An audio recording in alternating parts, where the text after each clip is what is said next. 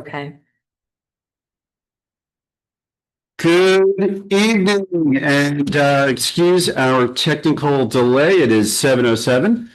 Recognize that we have full attendance by the Bedminster Township Committee here in person. Committeeman Stevenson, Committeeman Hickey, Committeewoman Moreski, and participating via Zoom, Committeewoman Hernandez.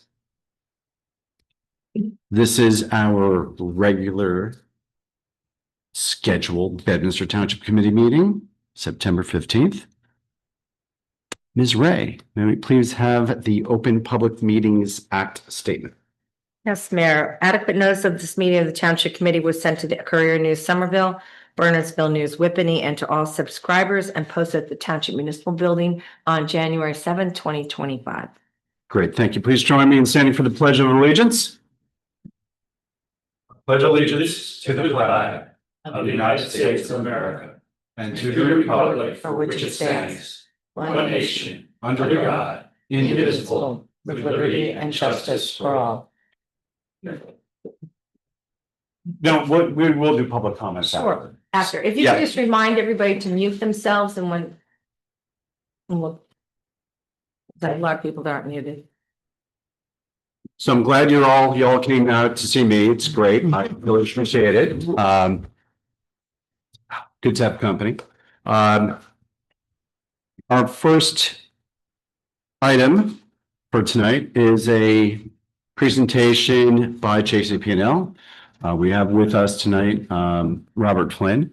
And Robert, you've brought with us Gil Guerrero. And Gil, so Robert, you are our liaison. Yes. Our JCP&L liaison, and Gil, you are engineer. We got an engineer.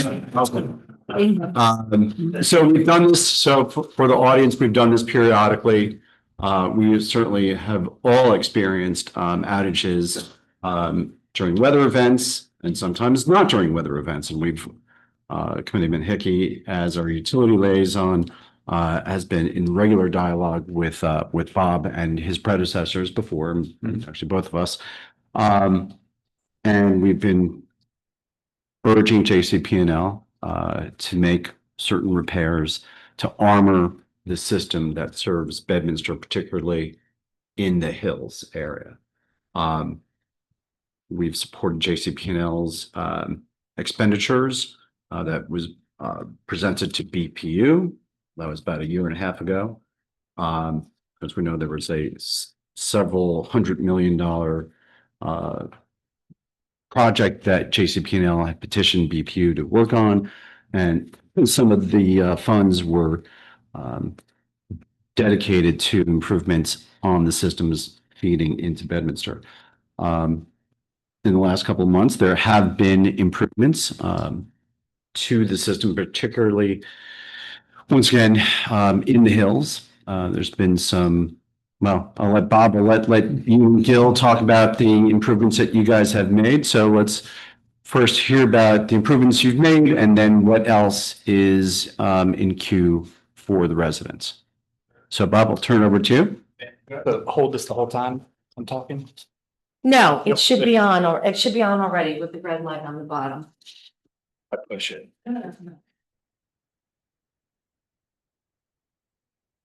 Thank you. Okay, so good evening, everybody. For those that don't know me, my name is Bob Flynn. Been with JCP&L for 6 years. I was here last year, almost like a year to the date, I think, at this point. However, today is not a meeting where we're talking about the outages we've had for the past year and the causes, et cetera. This is a solution-based meeting where we're going to be talking about some of the significant investment we've made into Bedminster, and specifically some of the infrastructure that feeds the Hills for customers. So, as you said, Mayor, I brought Gil Guerrero here. Gil and I go back. Actually, he's been with me for like 4 or 5 years now throughout my territory in the north, mainly serving as my reliability engineer. He's now ascending into JCP&L's engineering program, where he is overseeing a lot of these special projects where employees are having the opportunity to drive some of the conversation on where we're seeing frequent outages. What towns do you hear from the most? Where do we need to invest? Where do we need to improve reliability? And the result of last year's meeting is the reason why we're sitting here right now. Is we've heard the residents, we've heard the governing body, we've heard our customers. Still work to be done, obviously, but a very, very significant investment with some very nice news. Gil calls it shiny equipment that we have outside the hills that's going to be producing a significant benefit for customers. So very excited to be here tonight, and I'm going to kick it off first. So Robin, if you can go to the next slide. I'm going to take the first one and the last. Gil's going to, as the engineer, I wanted Gil to be here to speak about any technical questions that you have, as well as, we use a lot of acronyms in JCP&L and First Energy. Sometimes we don't do the best job of telling the public exactly what it does. So Gil is my translator to layman terms for some of the engineering upgrades that we've made for tonight. So today, if you guys remember the last time I was here last year, this is the slide we started off with. So just for everybody's refresher, we are restricted by Department of Homeland Security from putting circuit numbers out into the public. So I did have to change these to just letters, but this is the profile for Bedminster itself and the circuits that feed it. So you see here the 4 substations of Greater Crossroads, PPAC, Chambersbrook, and Somerset substation. So tonight, correct me if I'm wrong, but is it Greater Crossroads and Chambersbrook that feed the hills, or is it the 3? Is it Greater Crossroads, Chambersbrook, and Somerset? 4. Oh, it's all 4. Okay. Chambersbrook, Somerset, and PPAC. Okay, my apologies. Okay. So that's what we're going to be focusing on tonight, is what we've done in the hills for the last year, I would say, over, right? Yeah. So Gil, I'm going to turn it over to you to take the next few slides. Thank you. And thank you everybody for the opportunity of coming to talk to you about the project. Like Bob said, I'm very excited about this because it gave the engineering team an opportunity to actually put the ideas that we've had for some time to construction. So when we were given the opportunity to put the work out and actually get it done, we, basically everybody got their hands on this project, and we put our time and even went beyond to make sure that everything was done correctly. So if you wouldn't mind going to the next slide. Really quick, a recap of the work, and then part of this information was already shared with you last time, but I just want to recap certain details. The purpose of this project was to help in 2 main areas. What the analysis that I did early in the project when this was brought to my attention was look at the areas that had the most outages. And that actually allowed me to focus on the 2 areas of the hills that are the oldest ones. And those are fed from the North Circuit, which is PPAC, and the South Circuit, which is from Greater Crossroads. So looking at those 2 sections, and you can see an aerial view there in the map, we noticed that not only did they have a lot of outages, but we were able to pinpoint what the cost of those outages were. Our infrastructure needed to be upgraded. So what we did is first we focused on mitigating the outages experienced by customers by upgrading our underground infrastructure, meaning we replaced the underground wire, and not just that, the wire was direct buried. So what we did was we put conduits in, so we would have our cable go through those conduits, and if anything were to happen to those wires down the road, we would be able to replace them much faster than if they were direct buried. And just really quick, a key there of the map that you are seeing right now, the red boxes are the sections where we replace the wire.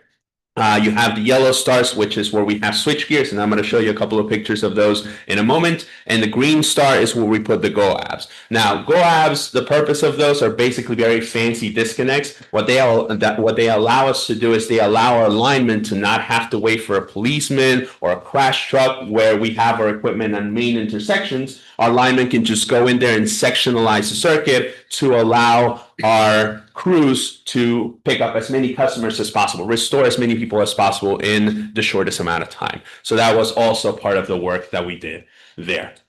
Secondly, and if you don't mind going to the next slide, thank you. And Gil, before we move on, just a quick question. Yes, sir. You have wire replacement, and it's shown in these red boxes. I'm just curious, why were those specific sections done as opposed to everything? Yes, so we actually did a lot of wire replacement throughout this area already. Because of the outages that had occurred before, what we did in being proactive was instead of just patching it together, we just replaced a section of wire. So for example, if you were to look at, if you could go back one slide so you could see, that would be the northeastern part, which is Knollcrest Road. That section, now all of that section has new wire and conduits. And the reason why we focused on that was because the majority already had it. So we figured we know that the rest of the wire is going to eventually fail. So instead of waiting for it to fail, we just finish with the rest of it. As for the middle portion that has the 2 stars at the edge, that section is between 2 switch gears that were older. We replaced the switch gears and we also replaced the cable in between those 2 switch gears. Again, to try to have everything as updated as possible, especially where you have switch gears, which is the backbone that feeds the whole circuit. And then on the top left part there, that one is actually a special one that had no cable there. But what we did was we installed a new connection between the 2 circuits. That way, again, if the loop scheme, which we're going to talk about in a little bit, is not operational because of some major event that takes the circuits out or the sources out, and we are able to have the southern circuits be able to help, then we have that additional tie to be able to, again, the goal in mind, restore as many customers as possible. So just a quick question. On the bottom, you have customers affected 1387. I see on the next slide, you have another number. So can you just tell us what the 1387 refers to with this scope of work? Yes, sir. So the 1387 is specifically affected in this section. With the cable replacement, what we accounted for was all the customers that were directly downstream of these sections and would be affected if this equipment were to fail. So that's where that amount comes up to. It's not calculating all the customers in both circuits. It's just accounting for the customers that would be directly impacted by these upgrades. Now, on the next slide, you see the number is larger because the next slide is going to talk about major equipment upgrade and poles outside of the hills to reinforce the circuits that are feeding the hills. And those numbers are basically the addition of the 2 circuits that we focus efforts on. And just, I mean, I know we've gone through this before, but for folks out in the audience, customer means a unit. It doesn't mean if there's 4 people living in one unit, it's not the people, it's the unit itself. Yes, sir. So if there are no other questions in this slide, I will move to the next one. Okay. Thank you. So then back one. My apologies. Okay, so on this one now we talk about it's not just now upgrading our equipment, it's actually installing, like Bob said, shiny equipment. And this is where the reclosers come in to create what we call automated ties or automated schemes, loop ties to simplify. What that basically does is we put pieces of equipment specifically in specific locations throughout circuits where you have 2 circuits that meet each other. For example, in the northern part of the hills, forgive me, I'm not too familiar, but I know there's some good shops in there with some good food. I know exactly eating there, but that are in places like those that are fed or that are sourced from a northern circuit. If that circuit were to go out, which has happened, the loop scheme that we have introduced and have installed would allow the southern circuit that also crosses path with that circuit to automatically pick those customers out if the fault is upstream or above where our equipment is installed. Now, if it's in between where our reclosers are installed, we do have sectionalizing equipment that would help us, but that was further analyzed, so the risk of that happening is smaller. But with that automated scheme, we basically provide the customer with a path to be able to be re-energized or restored in about 1.5 minutes if the fault is either cleared or is beyond where our reclosers are installed. We did that for the northern part of the hills, and we also did that for the southern part of the hills, which is the oldest portion, the older portion out of the 4 that is fed out of Greater Crossroads. We installed a loop scheme that if the circuit, the Greater Crossroads circuits were to go out, we have the Somerset circuit, which is south of that would be able to pick up all of those customers again within 90 seconds. Not just that, we also did work on those 2 circuits. In PPAC and Greater Crossroads, we did extensive tree trimming. We also patrol the circuits, make sure all of our poles were in good standing, our cross arms, our disconnects were all in good standing, and if they were not, we made sure to upgrade them. And we went all the way to the substations. You wouldn't mind going to the next slide?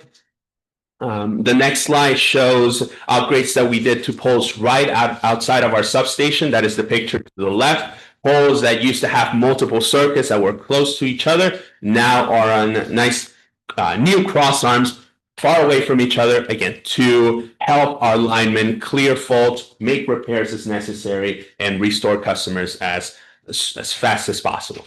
The middle two pictures show the shiny equipment, the reclosers that we installed, both in the northern part being fed from PPAC, and then the southern part fed from Greater Crossroads. And at the end, we have two pictures of switchgear. The top one is one of the switchgears that we replaced. As you can see, and probably people living in the township have noticed, some of those equipments were rusted from the foundation. What we did was, after inspection, we replaced those. We installed a brand new foundation and a brand new switchgear, the newer kind, which would allow for a much faster operation from our linemen, again, with the purpose of helping customers be restored as soon and as safe as possible. And then last but not least, Bob asked me to also bring the slide about the project we discussed last time, which was the Bernardsville Circuit Relocation Project, or as we call it, the Glitter Factory Project. The reason was because the Glitter Factory was one of the largest customers in that circuit. That project, or the fault that occurred there that put these circuits out of configuration, actually affected your township. Tewksbury was out of configuration, and the loop scheme that was existing there was put out of configuration. That has been restored as of, I believe, March of this year. This circuit was completed also at the end of January of this year, allowing us again to relocate the backbone or the main line of the circuit away from the railroad tracks and into the main road again. So if we need to make repairs, it's a lot easier access than railroad tracks, and it also clears a path. It also clears a path for our linemen to work safely. Portions of that were put underground, to create more resilience in our circuits. And Gil, before that, and correct me if I'm wrong here, I think at least our Greater Crossroads substation was running suboptimally because we were carrying load when they were doing this construction in Bernardsville. Is that correct? Yes, sir. And then as a result of that, were we seeing more outages because we were carrying on that additional load? The Tewksbury was not able to have the automated loop scheme on, which meant that your outages were longer because it required our linemen to actually get you restored. Gotcha. And now that that circuit that was taking space out of the substation has been restored to its normal configuration, all those automated ties have been restored, so they act within the 90-second time that we have them. So we're back to an optimal configuration now. Yes, sir. So with the Bernardsville circuit, with that relocation, so does the Bernardsville circuit, is that a redundant line for us, or is that a primary line that then gets split into the other substations that feed into the hills? So the Bernardsville circuit, it does not feed into the hills. The reason why the Bernardsville circuit affected the substation that fed the circuit going into the hills was because that circuit was out. The customers would put in the Greater Crossroads substation. So that meant that the circuit that was feeding the hills, if something happened to the substation, everyone was out. Yeah. Yes, Okay. because of the extra strain. And not just that, but in other locations like in Tewksbury, where we had those automated loop schemes, now that we had that additional load, those circuits weren't able to pick extra load from each other. So therefore that needed to be disabled, and that extended your outages from 90 seconds to 2-3 hours, which would be at least what it would take to repair. At a bare minimum, I mean, the railroad requirements to do our work near it were hours of some of these outages. That was significant. So we're looking at all of our circuits throughout the whole territory that are in proximity to railroads, just because there's a lot of different safety and clearance issues there. So we're actively doing that throughout the state as well. So just in a non-technical engineering sense, let's talk about the switchgear. Basically allows me, if the feed from the north fails, so the PPAC circuit fails, the switchgear says, okay, we'll reroute and we'll take the feed from the south, coming off, say, Washington Valley Road, right? And that does it within 90 seconds, is that correct? Not the switchgear, the reclosers. The reclosers do that? Yes. So what's the switchgear allowing us to do? Is it working with the reclosers, or how does that? So the switchgear are basically disconnects that work for underground systems. They're open points that allow us to pick customers within, but we have to operate them manually. Okay. So the disconnects that you would see on wire that is in the air, that's what disconnects are for cable that is underground.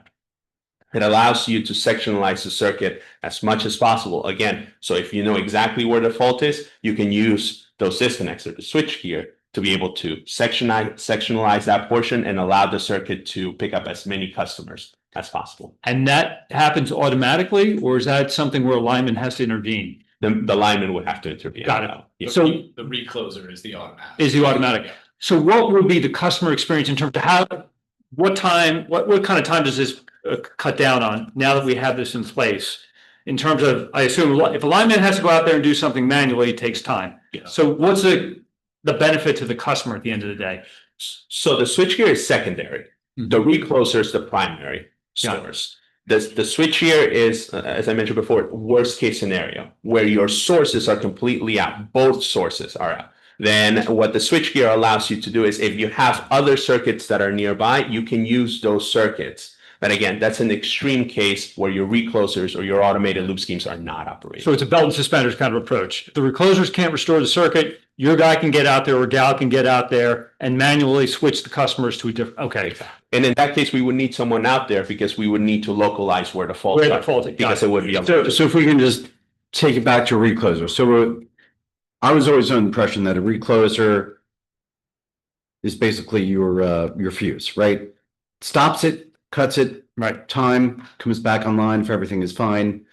But it sounds as if there's some redundancy that's now built in. So is there an automatic switching? So if the P-pack line goes down, how are those residents who are fed off the P-pack line, how do they get that minute and a half where they're back on?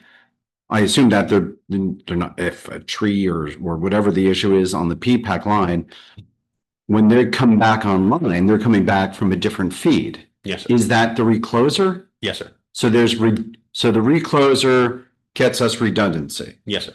Okay.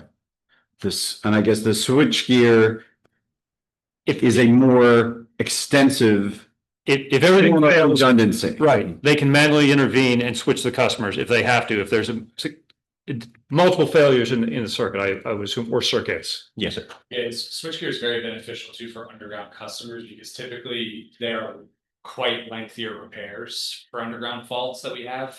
So the sectionalizing aspects of the switchgear will make that quicker. Normally we'd have to thump the cable, meaning we'd have to put current through it to find fault. That takes a good amount of time. We have to excavate, we have to call 111, et cetera, et cetera. This is, you can speak more specifics, but it will be a quicker process than that now that we have these strategic in place. And when we say quicker process, I mean, we're talking minutes to hours. Quicker, I would say hours quicker. Hours quicker. Yeah. So give me a typical fault might be. So yeah, typical underground fault for, let's say, a residential neighborhood, a den edge or something like that. You have an underground fault. Typically that could be anywhere from, depending upon if we have a secondary feed in that neighborhood, because that's something we do. It's, if you look at a transformer, again, not an engineer, so just correct me from. For example, if you're a single house and you have a pad mount on either side, you're fed from essentially two different directions. So if we lose a feed, you can pick people back up via the other direction, essentially. Sometimes we have faults where we can't get to it for 5 to 7 days, et cetera. So you may be only operating on one directional feed for those customers. So that can add a significant amount of time onto it. And this allows us now to, as Gil said, just better sectionalize and understand where the actual fault is. But, upgrading the cable, doing all that sort of information, we're not anticipating the same sort of amount of faults we've had in the past. So if we just back it up just a little bit more. Sure. So a recloser, and I'm just going to try to interpret this. The recloser is dealing with the larger areas. So whether a neighborhood is fed from P-pack or Greater Crossroads, That's your redundancy. It's dealing with a neighborhood or neighborhoods that are fed from that circuit. Right. The switch gear is more localized. So it's going to be, those buildings are served by this underground line. There's a break in the line. The switch gear is going to help with those buildings as opposed to the neighborhood basis. Okay. All right. Yep. And we had that issue probably about a year ago in Crest, correct? Correct. We were trying to backfeed the customer and then that failed, So so, yeah, we had fault that time on Right. one of the directional feeds to the neighborhood. And Right. It was down. It had not been repaired yet, and we lost the the other side. feed, right, I remember that. And that's where you start to look at those like 12, 16-hour outages, because we Right. have to call 811, we have to allow every utility, we mark it as Yep. emergency, we have to allow every utility to get there to mark out, make sure we don't hit anything. Find the fault, excavate, repair, splice, etc. If we can do any of that, or pull new cable, it's a long time. So in this case now, with the switchgear, you can isolate, and then you're just talking a couple hours in terms of restoration. I mean, give me a sense, like, It's hard to pinpoint because every outage is different. It's different, I understand. You get hit by a Cat 3 hurricane. Right. It's, but yeah, I would say, normally I heard someone in the back say 26 hours. You won't see it. yeah, we had no Crest. I think it actually ended up to 41 at the end of the day when we had multiple outages there, so Yeah, we can avoid those horrible circumstances and hopefully isolate it, get it repaired much more efficiently, yeah. But again, the underlying point is all new cable. which Areas where we in have- theory should not fail. And you said you had direct burial, which, just to emphasize, the original construction in the hills, they laid the cable right down without a conduit, right in the dirt.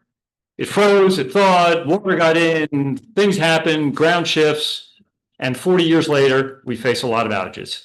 Hopefully, we should avoid a lot of those. It's new cable, it's a new conduit. Yeah. Okay. Good. So is these two projects, right? The switchgear, and then the reclosers, the shiny stuff and the repairs. Is that the end of this phase, or is there still work ongoing with this armoring? And then what's next?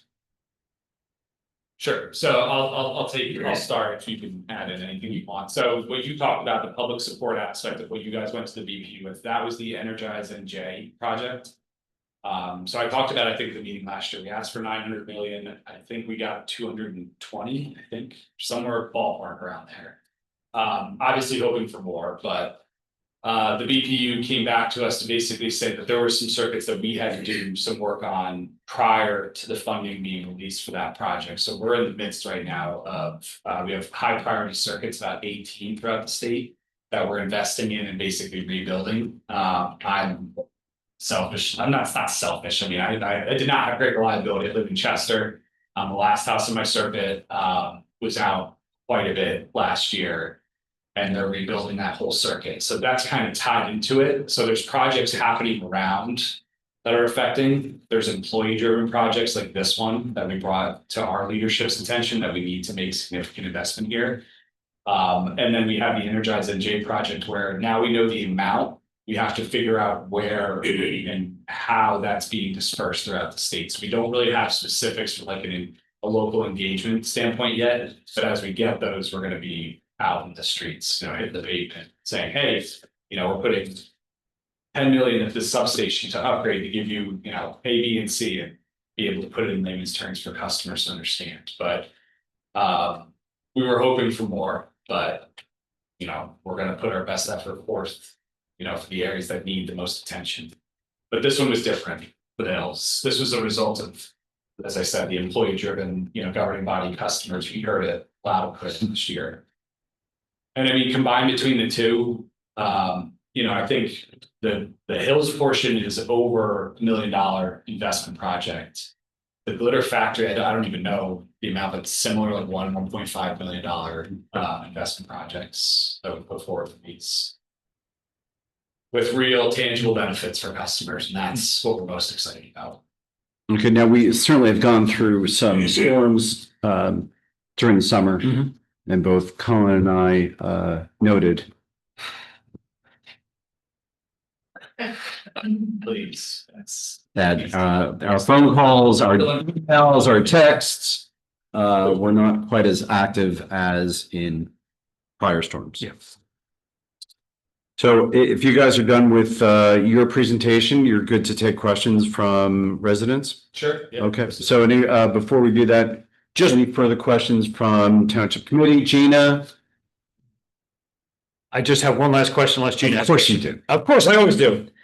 In terms of the poles and the crossbars and everything that you showed, so those are on all the circuits that feed Bedminster, or what did we upgrade and how will we realize impact from that? The two older circuits that are feeding the hills. Those are the ones that we focus on. So PPAC coming from the north and Greater Crossroads coming from the west. Yeah. Yes. And not only the poles, but as you can see from the picture there, there's a lot of vegetation around these poles. So we made sure that we cleared as much of it as possible, again, to try to eliminate any possibility as much as it's in our hands and within our power. Yeah, I mean, and when driving up 206, we've seen some of the forestry work that you guys are doing. There's still probably more. I mean, you drive up 206 and as heading up to Chester, you look over and you're like, man, those lines are in the trees. Yeah. And I will say that I've driven up to Chester and I saw during a storm, a tree branch come down, hit the, Yeah, right. sparks flying everywhere. I mean, we need more work. We need more work taking those overhanging branches because they're out there. Can I make a plug real quick? Sure. So we have obviously our cycle trimming. I went through that on the last presentation. So every cycle is trimmed on a 4-year cycle. If there are trees that are in decay, what we like as a utility is the partnership with our municipality. So, if Colin or Robin or someone sends me an email saying, hey, resident A reached out about this tree, we can get you a cop, or hey, we'll take away the wood. Can you drop it? Like, those are the sort of partnerships that we love. But any resident can submit a request to have a forester come and take a look at a tree. We run into, oddly enough, more refusals than you would think. Despite a tree that has no vegetation on it. And even my circuit in Chester, we're subject to, wetlands studies and, Indiana bat. We have a specific character, we have to remove it, et cetera. So we have to work through all of that. But the forestry cycle continues, but we do those off-cycle removals. If we see a tree that's really gonna, take down half a town, it's beneficial for us to remove that. And so what I do want to do and point out to our residents, if you live in the hills, you will notice you don't have utility poles. So if you live in the hills, you don't have utility poles.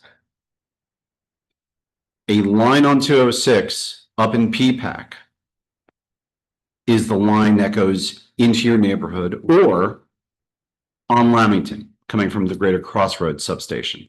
So during weather events, that's where your outages are occurring.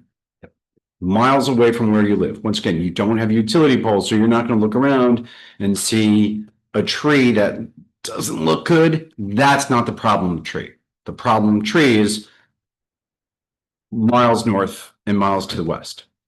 So I just want to point that out. So that's where you guys should be, for any resident, if you see something on that, for mainland, mostly it's on the west side of 206 from the PPAC line, and on Lamington, it's on the southern side of Lamington Road. And Bob and his team have been very responsive. Whenever we do hear something, there's an email to Bob, and you've got the forestry team usually right on top of it. So thank you. We appreciate that. We need to do more of that, obviously, but you've been very responsive. Okay, so from Township Committee, Gina, Doug? Nothing. Okay, before we go to the public, there certainly have been a lot of discussion about the increase in utility rates. JCP&L is not an electricity generator. They do not generate electricity. They deliver the energy to you. So JCP&L does not operate plants. They do not have any electric generating facilities. So they are not responsible for the electricity consumption part of your bill. What JCP&L charges you for is transmission, and they also do include the consumption, which is built into the energy bill, but that consumption expense comes from generators that are then portioned out by PJM. PJM controls the electricity auctions, and the pricing runs through PJM. So your issue, while we do have two JCP&L reps here, they are not responsible for the consumption charge of your energy bill. All right, so with that, Supply charge, sorry. Supply charge. Supplier charge. supplier charge. Consumption charge. Okay, we're going to go to public comments, and we're going to start with those who showed up in person first. What we'll do, just raise your hand. We'll bring you up to, where do you have a microphone? Use John's microphone. Over there? We'll bring you up over there. Just need your name and street. You don't have to give your house number. And let's open up for public comments. Got to come up.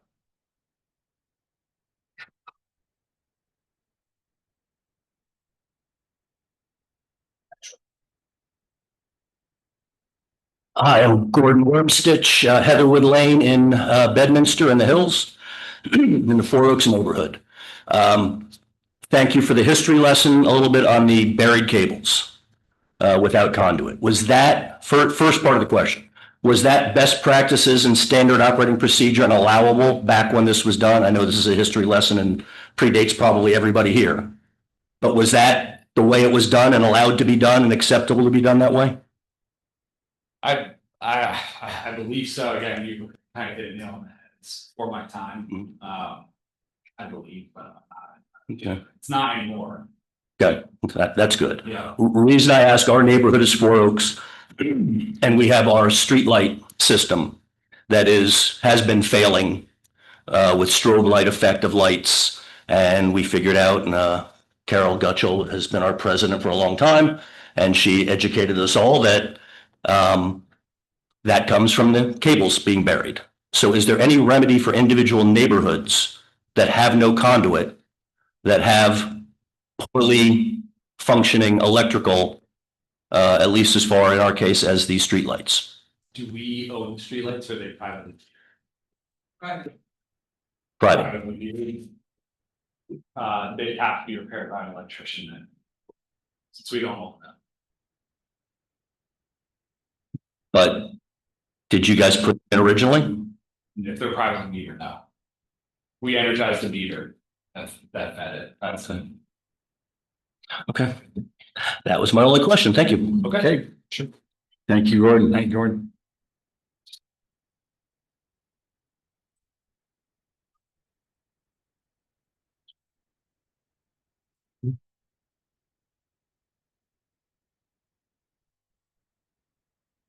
Evening, everybody.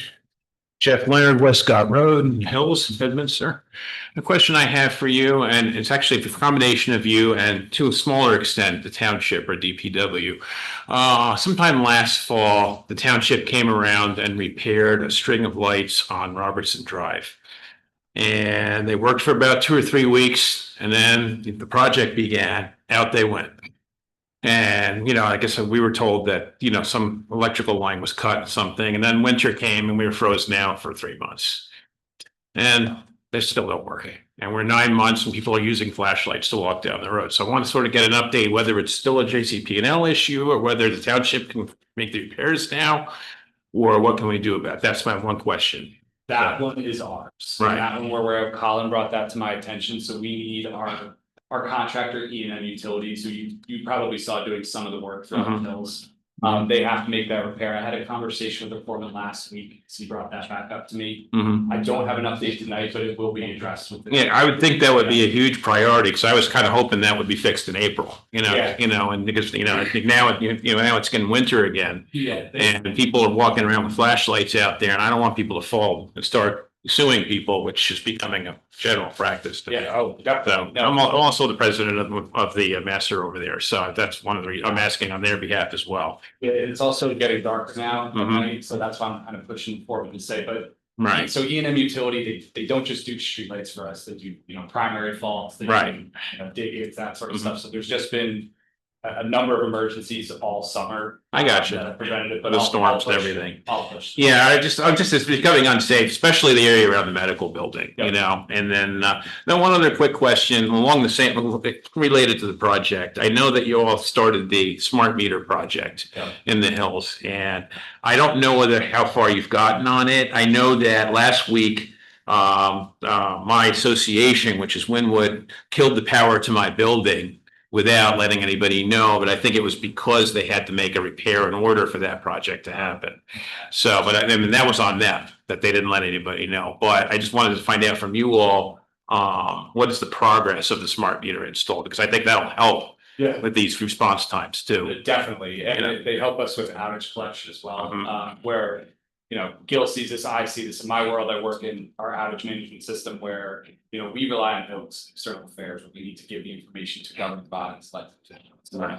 Now I'm starting to see notes saying, DCC, which is our distribution control center in Morristown, Mhm. ping meter this time, this is the voltage, or no voltage, Right. or didn't answer or something. So it's progressing very rapidly. We have to have it complete by the end of this year. Oh, really? So by that time, you expect to have pretty much everybody online with it, and each individual unit will get a notification when theirs is gonna get done? Correct. Okay, There's alright. the letter, they can opt out if they'd like to. Mhm. I think, again, I covered this last year, but if people do, they're totally entitled to do that because it's like a $11 or $12 charge per month extra. If you don't go with it. Pay the meter reader. Right, okay, Yeah, all right, thanks, that's it. thank you.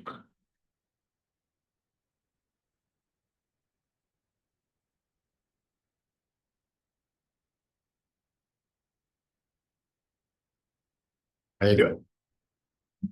My name is Greg Zodian. I own Sport Clips Haircuts at Somerset Hills Shopping Center.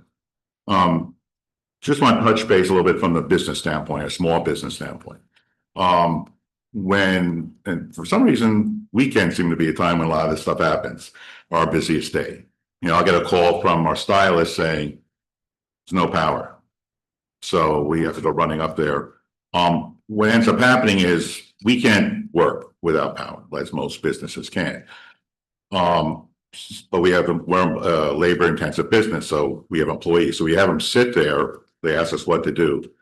They need, in our industry, stylists, they make money today. They need that for tomorrow. So we try to let them stay as long as we can, 1 or 2 hours. We'll look at the estimates that you guys put up and we try to make a guess at it. Let's do it. We're a low margin business. If we're except for a couple hours on that Saturday, I've just lost money for the week. And what ends up happening is we start paying them and then we still have to shut. So they come in at 10, it's shut down. It says it's going to be 3 o'clock. We got to say, go home. They don't come back. So we lost the whole day. No one cares about a business owner. I understand that part. But these girls, that was their money. So it's really important. So one of the things on it is these estimates that come out. How are they determined and how, if I was living at home and the estimate said 3 o'clock and you came back at 1, God, you guys did a great job. Here, I just send everybody home and because of that, they lost the ability to make money. Yeah, so ETR's estimated times of restoration, very tricky. It is very hard to predict, but we have it, getting a little bit better, and especially we're gonna notice it really during storms, so we're finding that process quite a bit. So if you have a blue sky outage, the standard ETR is anywhere from 2 to 3 hours. That's the typical time it would take troubleshooter to leave the line shop, investigate the cause, make a repair, et cetera, as long as he doesn't need traffic control or equipment that's not on his truck or a transformer needs a crew or something like that. That's the typical time frame. During storms is when it will be better for a resident. Because we had during East a very good restoration.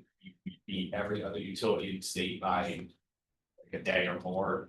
However, we heard the loudest from our constituents because TR systems broke it down the way. We had people who would come back in 2 hours, like got an ETR in 4 days. And we realized that that's not, we need a better process. We now have, it's called like an ETR strike team. That their sole job is any multi-customer person outage. They're gonna give their best prediction after a crew member, a foreman, a line chief, etc. Go and say, all right, it's 2 broken poles, so that's probably gonna be tomorrow around like 12 or 1, they'll come back. They'll give that best estimation. So it's still a work in progress. It's hard to say for like blue sky days, like you said, Saturday. It's all dependent upon what the cause of the outage was. If we know it's a broken pole, if we know it's something big like that or a car pole accident, we can't switch customers within an hour. We will do a custom ETR of like 7-8 hours or tonight by midnight. But typically that system ETR refreshes every 3 hours. Is there a way of putting on there what the issue is for us as residents or business owners to know? So it might help us in making, like, again, for me, a decision. Do I shut down? Do I, is there any way I could keep these people here? Or Yeah, I know, I understand the frustration because it is. I mean, when we have a distinct cause, yes, so if we know it's tree contact, then we'll put a tree. Right. The first few hours when we're investigating, it's always gonna be unknown.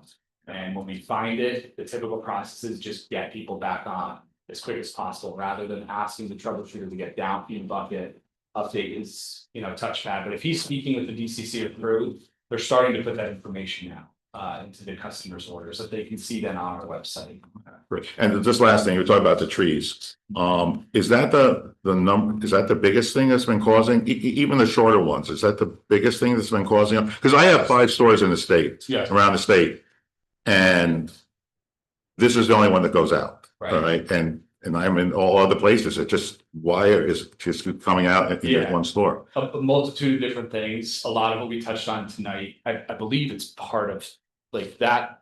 Isn't that shopping center the one that you had sent me as well? So there is a benefit to the investment that we've made today. So it could have been the configuration we had it after the tornado.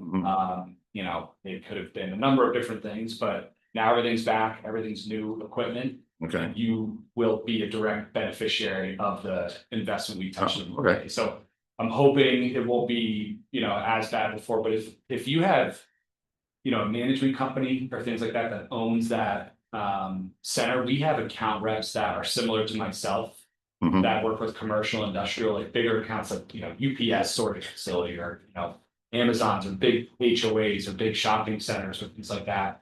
That occasionally they work similar to what we do, where we can give you updated information on, the cause of the outage, our best guesstimate of, back in 3-4 hours, et cetera, just so that way you can plan. Right. The reality is the investment we've made today makes the restoration time a lot quicker. The work itself is always very difficult and it takes time because of the safety protocols that we have in place to make sure that linemen get home every night.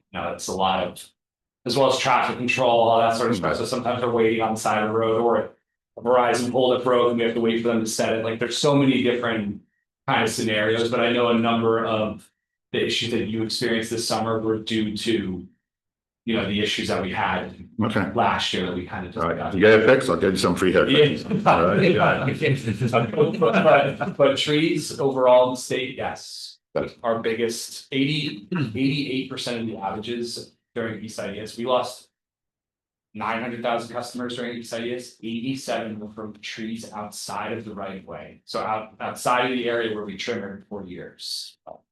And your right of way right now is 15 feet? 10 feet. 10 feet. That's not, 10 feet is not a lot. I would love more. Doesn't take much for a branch to breach that. But that was on that too, the work that we did throughout the circuits, like Bob was mentioning, the partnership that we look to have with the customer when we go out there and we see a tree that is outside of our right of way.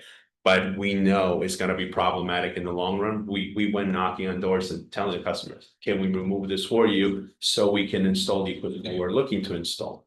And so things don't fail downstream of this. So it was that communication that we also looked for in our work to make sure we could help as much as possible in those situations. We also note refusals as well. I would say that if we go to a customer's house a number of times to try to convince them to let us remove the tree for them, and they, after the 5th time, they still say no and threaten to call the police or whatever. I mean, we document that. Yeah, I believe several years ago, I think JCPenney was looking to expand the right of way through legislation. I think we wrote a letter in support of that. Because we knew the impact. Senator Orho's built, or I don't recall. I don't recall, but I do know that we sent a letter Yeah. in support for expanding it because we know the impact it's going to have on the residents. You made mention of replacing poles if they are Verizon on both the PPAC and the Greater Crossroads circuits.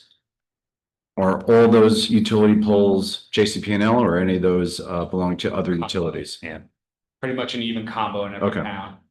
You get some out in like Hunterdon and Warren County that are all like CenturyLink or, things like that, but in our area here in Somerset, Morris, Passaic, Essex, Union, it's pretty much an even combo between the two.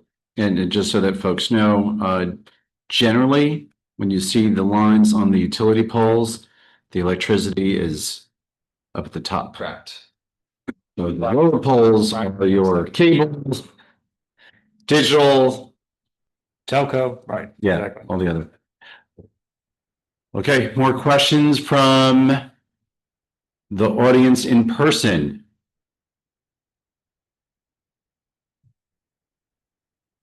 Okay, Robin, let's go to Zoom participants. If you are participating via Zoom and you have a question that you want to pose to our JCP&L reps, take your cursor to the bottom of the screen, click on reactions, and then there's a little wave hand sign. Click on the hand, and then Robin will allow you to unmute yourself.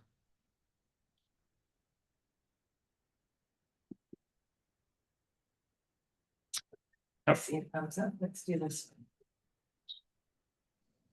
Okay, I have Dolly and Bob. I think they. So Dolly and Bob, it's the same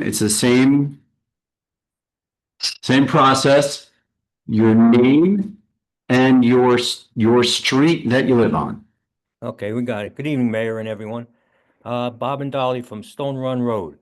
I have a question that's not electrical, but it refers to the maintenance and the restoration of work that's done by your line crews.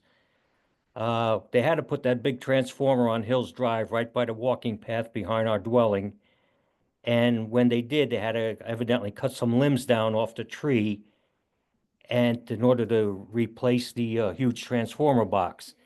And when they did that, they left all their trees, branches and everything laying there all summer. And they laid a big mess over there. It looks disgusting. Nobody ever came to clean it up. It was picked up last week by somebody, we don't know, but it wasn't our landscapers. And actually rabbits were starting to nest in there. Now, part B of that same question, on these little power boxes that's on various parts of the local streets here, I don't know what you call them, but they're ground level, the underground wires. Yeah, when your power crew come around looking for the problems we've had in the past, they dig it all up, they scratch the heck out of all them boxes, they could care less about what they damage, and they just throw the dirt any old place they want. And when I asked the crew, I said, are you guys gonna replace the dirt you put back in a hole here? Because it's a hazard for people walking around here with dogs. And I guess it was the lineman crew, he said, that's not our responsibility. Is that fair? Whose liability is that gonna be if somebody gets hurt? So maybe they could ask them to be more careful or think about replacing the dirt. I don't hear anybody. Oh, sorry, I didn't know if there was another part to the question. Oh, no, that would be enough, but evidently that's the answer I got from your lineman crew. We don't have to do that. Okay. So, I mean, technically they are correct. The linemen themselves don't replace the dirt. We have a landscaper on contract, so that landscaper actually got rid of those limbs as well. So if we do any sort of digging for a new pole or if we're replacing a pad mount, and we're unearthing private property, we have a contractor that usually goes back within like 1 to 2 weeks. Sometimes it's a bit longer depending upon the amount of work we have, but they're supposed to go back and, level the dirt off, plant new seed, put hay down, et cetera, for the grass. No, they never done that. Never, never, never. We did it ourselves. I went to Home Depot, bought my own topsoil and soil and grass seed and put it in there myself, as did other people on the same street when they came digging here. Was We it, never had anybody come up here. so if you don't mind me asking, are you sure it was a JCP&L crew? Oh, I definitely know it was JCP&L. I Oh. worked with utilities a lot of years. I know who they were. The only reason I ask is there's other utilities that run through these developments that also have. No, it was JCP&L. Okay. Because they were the ones that replaced the transformer on the corner by, I'm talking where the pathway is. There was 5 trucks on our street. And the one guy, he was a crew chief, like I said, he says, that's not our job. You gotta do that yourself. I was pretty embarrassed to hear that. I says, public service don't work like that. Public service restores the property almost the way it looked. Right. So for Bob Flynn. Yeah. We got a couple of Bobs here. So for Bob, what's the process, whether it's individual homeowners or associations or master associations? What's the process that they should contact JCP&L to get the landscaping repaired? So they should not have to. It's part of They the job. should not have to, Right. but whether it's a week, 2 weeks, or longer, Right. there should be a way to communicate that directly to JCP&L. I do not want this to become Colin's responsibility. Which is usually what, the default is.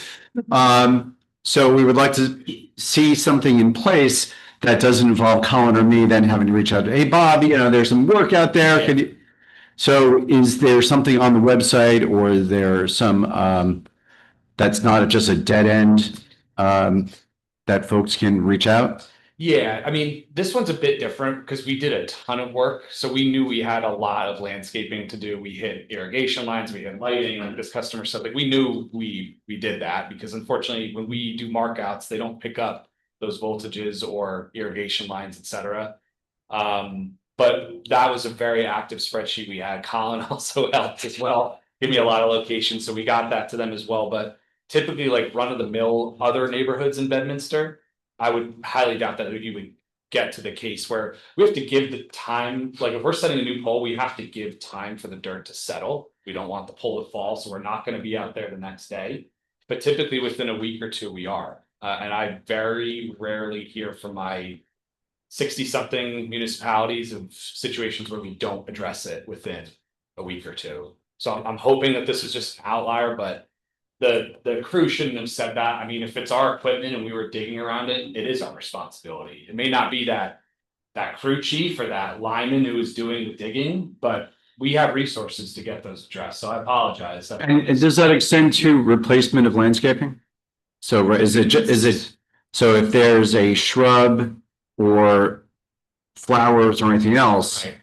Near a pad now? Yeah. It depends. how close they are, whether they're, I know a lot of them are not supposed to be there. I know. And I think both Colin and I have dealt with that issue in the past as well. Yes, and I know they're not great to look at. But if we have an issue, we will cut it down to get to our equipment to bring customers back on as fast as possible. So we won't replant those that are in front of that door. But if we have to, trench new wire or things like that, like case by case usually. But yeah, typically we run into the other scenario where, there's a nice azalea bush right in front of the door and unfortunately we have to rip it out. Okay, other questions? Thank you very much. Once again, there's a raised hand right there. Says iPad. So, okay, so iPad, we're gonna need a name and street associated with your raised hand.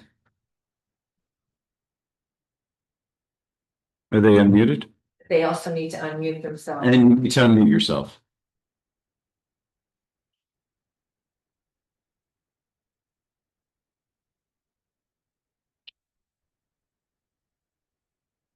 They may not know who they are. A couple iPhones. Oh, I Hey. think that's me. Sorry. I do think that's you. That's you. That is you. When you said iPad, I was waiting for, I thought you said someone else's name. That's why. Sorry about that. My name is Marlene and I'm on Ashley Court. Marlene on Ashley Court. I just had a couple quick questions, I think. The smart meter project, is that going to happen in all of the hills? The whole state. Oh, okay. Perfect. And I believe if I was writing some notes down that you had said the Energize New Jersey project was the state got 220 million, but the Hills was getting 1 million for the project? Yeah, so I can clarify, Energize NJ is a different project. That's gonna be coming the following year over the next like 4 or 5 years, right? Or three, sorry, 3 years after.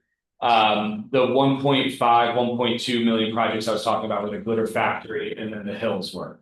So those are separate from that Energize NJ project.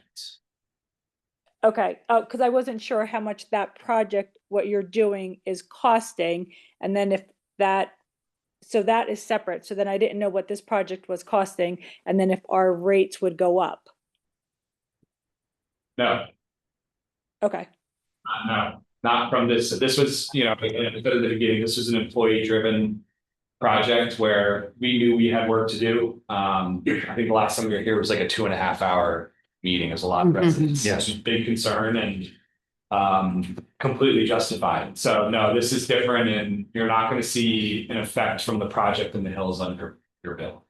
Now, just for Energize New Jersey, there will be that was a petition to the Board of Public Utilities for a rate increase for that $200 million that BPU allowed you to proceed with. When you start proceeding, there will be rate increases. Yeah, and that was a $4 charge when we were requesting the 900 million. I don't know what that looks like now, but I can assume it's $2 or less, you know, per month. what does that BPU rate increase? Is that for you to do this work? No, so are you talking about the 20% increase? Yes. Yes, so that is, as the mayor encapsulated in the meeting, the BGS or basic generation service. So we don't make electricity anymore. JCP&L, we go to the market like a lot of other electric distribution companies. The previous year, I think in 2023 or 24, the rate increase was an 8.9. It jumped up to 19.9 for JCP for this year. So unfortunately, it's a supplier charge, but by law, we have to list the charges on customers' bills where if you look at your bill, if you get a paper bill, the top charge is your consumption charge. That's how much electricity you're using at your house. The charge at the bottom is the supplier cost. That's the BGS or the PJM. Those are the acronyms you hear. That's the supplier charge. That's the 19.9%. So this is not a JCP&L 20% increase. This is a BGS 20% increase, but the state has also instructed each of the electric distribution companies to basically provide a $100 credit to customers this month and next month. You know, customers that are on other assistance programs can qualify for more, but every customer of ours will receive this $100 over the next 2 months, and that was a mandate by the Board of Public Utilities and the governor. But the reality is that there's not many plants online anymore in New Jersey. We import a lot of our electricity from other states. And we've seen a very big jump in consumption with things like data centers and AI. So this is a result of those states that are served by PJM that unfortunately have to put this on their bill. But again, that's kind of what my job is in local engagement, is I've been trying to get to as many towns as possible so that customers, elected officials, et cetera, know that this is not a JCP&L 20% increase. Unfortunately, it's the supplier, and legally, we're not allowed to make any money on it. We simply collect it for them and provide it to PJM. But it's our bill, so a lot of times people believe that it's our charge, unfortunately. That's what I kind of thought. I just wasn't sure, but I guess I can call then JCP&L because the past 2 months I got just the basic generation service charge, but on this month's bill, I had 4 separate lines for generation charges. So I didn't know what that was for. So I could just call customer service for that. I just thought my total kilowatts used was 249. So I had $249 charge, but then I had an additional 196.53. So I didn't know if it was above and beyond that. So I wasn't sure what that was for. Yeah, if you're looking at the paper one, the top is the consumption, the bottom is that supplier. It should be on the front of the back of the bill. Those are the same thing legally we have. So if you have a paper bill, you should see supplier charge. But yes, if you'd like to call the number, you can speak to someone in billing, you can break down. And if you don't mind, can I just mention 2 things about? Sure. Yes, so there's also a lot of good programs that the state put out. We have it on our Facebook as well, or our Jersey Central Power and Light website, but there's a lot of state-run programs that assist with customers that are having issues paying it. So there's NJ Shares, there's 211, low income, can't remember the acronym, LIHEAP. And 211 is the one I kind of recommend the most because they're kind of a one-stop shop for individuals. And then the other thing I could suggest, if you want to do it, you can do your research on it, but a lot of customers lately with this increase are doing an equal payment plan where the company will average your consumption over 12 months and basically provide a flat rate for 12. So I know a lot of people are doing that as well, just so that way you don't see a large spike in summer and winter you're under $100 or something like that, just to make it a bit more manageable. But that credit that you were talking about, because on the past 2 I didn't have one, right? But here on this one I had a residential universal bill credit. Is that what you were talking about? Okay. it should be $50 and then another $50 for next month. Okay. I think that was all of my questions for now, but I guess I have one more, and I'm sorry for everybody.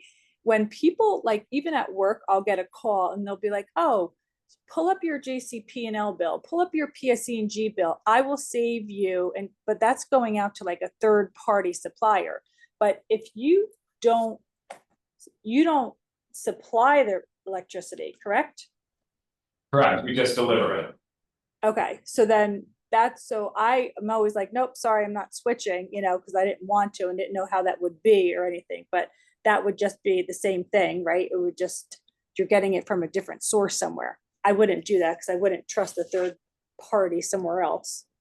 Yeah, and that is completely at the municipality's discretion. There are some municipalities that enter a third party aggregate for all of residents if they can get a better rate. What we advise people is, a lot of these companies are around now. I saw one this past weekend at an event and talked with them for a bit, but yes, just be aware, what we tell customers, really read through the contract. When this first started a few years ago, we had customers that maybe had, a couple percentage points lower than what we're offering. And the following year, they're 4% higher than what our customers are. So we tell them, you may find a great deal. I'm not going to tell you, there's good, reputable companies, but just do your research, read the contract, don't sign anything you're uncomfortable with. And if you're, I don't think the municipality is doing it. We considered, we looked at the aggregation opportunity, I think about, were you on? No, that was before you, yes. At least 9 years ago. Yes, this would have been 10, 11 years ago. We did look at it, and one of the reasons we do it is because of the fluctuating rates. And then if you do lock in, and there were some municipalities that locked into a rate, and then when there was an oversupply of natural gas, the rates actually dropped. And the folks who had signed up those municipalities that did advocate with those private parties were actually paying more than if they were participating straight through the JCP&L delivery. But yes, individual homeowners, individual users, industrial users can go out to the energy market and they can privately place their energy from another supplier. I wouldn't do that. I was just asking for like the clarification since, you know, you explained how that whole, everything works with JCP&L and how that you're not the generator of it. So I liked that explanation. I appreciate that very much. So I thank you all for my time and hopefully I didn't hold everybody up or was helpful with my questions. Thank you, Marlene from Ashley Court. Robin, is there any other Zoom participants? Once again, take your cursor to the bottom, click on reactions, click on the raise hand. I am not seeing any, Mayor. So Bob, what else is, what's next? Anything else? No, I mean, Gil, what, you got stuff planned that Bob doesn't know about that's gonna help us? The engineering. You can tell, Bob doesn't know, he doesn't need to know, you can tell us. The engineering group is always looking for opportunities, especially now where projects like these, we've been granted the opportunity to actually get things done, not just in Greater Crossroads and PPAC, Bernardsville. There are different phases on that project that we're actually looking to complete, like the portion that we spoke about, moving it from the railroad, just one of 3 portions out of the whole circuit. So the other 2 portions we're actually looking into also moving that to Far Hills is the other one. Yeah, okay. things like that, and not just in your district, pretty much all the north, which is what I know better. We're looking proactively into opportunities to improve our infrastructure. So I don't want to give you details because there's a lot in the works and we're trying to figure out exactly what the pinpoint, but we're excited on this time to come next time and share more. About additional conduit installations? Is that still coming down the pike? For the hills or? Yeah, for the hills. Well, Gil kind of touched on it. There's good portions that have been proactively replaced. All of the very old infrastructure is all now brand new. So the stuff that was prior and not touched is fairly recently installed as well. Yeah, so some of the older developments are Village Green. Right. Certainly that's 40 years at this point. Yep. Yeah. Do you know? Any I other? haven't seen anything. No. It seems to be we're at a point now where if, for example, that association you said starts to go out, we see like 3 or 4 faults within like a couple months period, would not be surprised if it's okay, this one now. Because I mean, at the end of the day, we want our customers' meters spinning. There's no incentive to keep these people out multiple times or 41 hours or 26, whichever it was, like that hurts us. And, you know, we track all that data, we give that to the BPU, they keep track of it. So it only benefits us to make these investments. Well, don't worry, we're not shy, as you know. So. I know, but we will let you know. You also, just to plug, you guys have been fantastic partners with this as well. You presented it in the correct method. We really heard from all the constituents, and this was very much a partnership between the municipality and the utility. And I think there'll be pretty significant benefits. So thank you to everybody who's been involved. Thank you, Bob. Thank you, Gil. And with that, at 8:19, we'll take a 5-minute break. We will continue with the rest of our meeting. We do have public comment, not associated with JCP&L coming up. So just on behalf of the Township Committee, I want to thank both of you for coming out here tonight. And Colin, as utility liaison, I'll hand it off to you. No, again, thank you, gentlemen. You are always very responsive. We've weathered some bad storms and we appreciate the infrastructure investment because I think it was necessary, certainly given the age of the hills in particular, but also some of the surrounding, the Somerset Hills Shopping Center. I know the owner was here before. They've been impacted significantly. And as the business owner mentioned, you know, it's to send people home. He can't run his business. So Yeah. we want an environment where, like you said, those meters are spinning as much as possible, and we look forward to working with you. Hopefully not too often, but if there is a project. So I actually have a question for you. Yeah, go. So since the last work was completed, we know they had that shutdown off of Robertson In early August. in Yes. early August. Yes. Yeah, an outage. Have you It's been quiet. Right, exactly. I was going to ask you, how much have you heard? Because I have not Been quiet. heard anything as no, well. So No, hopefully that is a direct relation to the reclosers, and we hope that works. Yeah, And I do want to come back to, actually, it was Gordon's first comment. When the hills were built, and this is, I'm going off of anecdote, Jake Perry might actually be the best person to answer this. The developers came in, they put some of the infrastructure in, they then dedicate the main transmissions back to the utilities. So is this SOP today? No. Direct burial? no. Is not standard operating procedure for putting wires into the ground. It is not. There's, so that's why you're saying to replace in a conduit.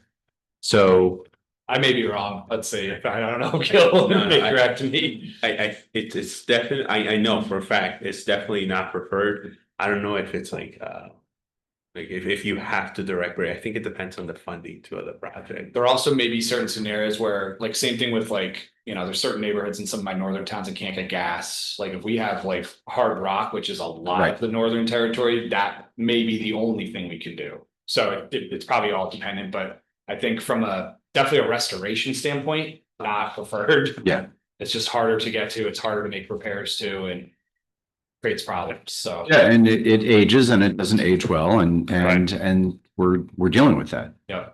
We do condom for sure. We don't know what everybody. So when else does. JCPenney is doing the installation, we're using conduit. Yeah. We do condom. Okay. With that, thank you guys for coming out, and thank everyone who's participating via Zoom or in person. Thank you all, and we'll take a 5-minute break for everyone to once again, you can stick around for the rest of the meeting. You can. You don't have to, but you can.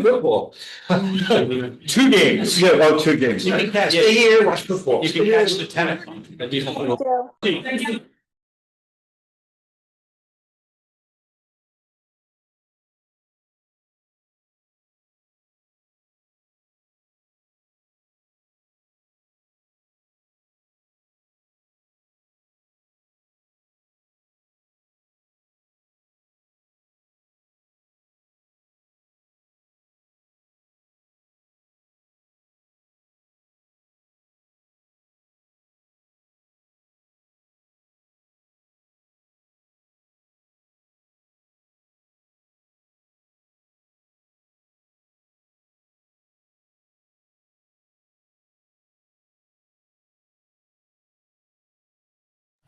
Robin, there's no volume.